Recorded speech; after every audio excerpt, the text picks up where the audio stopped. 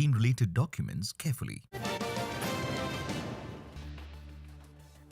Let's talk about Paytm. That stock is under pressure as a pre-IPO investor has sold a large chunk as soon as the lock-in period has ended. There you have it, down almost 9%. Nisha gets us exclusive details of this trade. Nisha.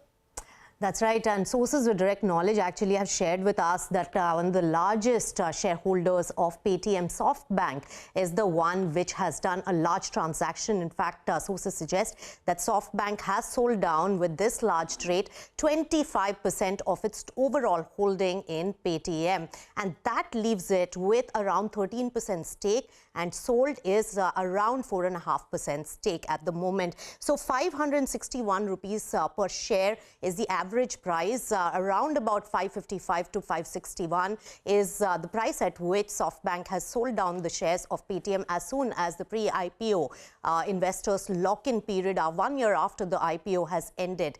Now, there are few things to look at here.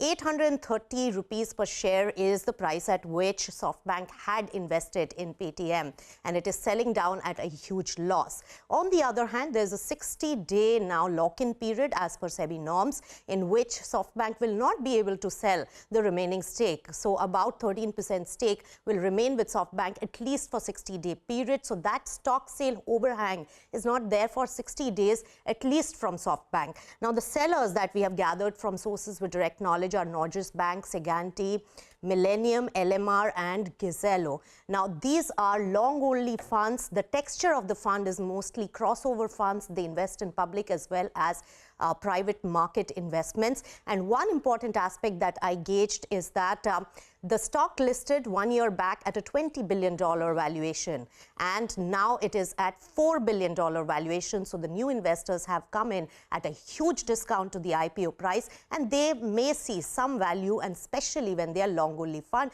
But most of the investors have said that it's not an investment in the company, but on the promoter of the company, and his ability for execution is what the new investors have come in for.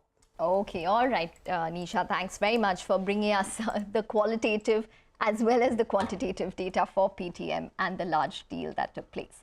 Time for a break now. On the other side, Manisha Gupta joins in with Atul Chaturvedi, the executive chairman at Sri Renuka, to discuss the sugar space. Stay tuned.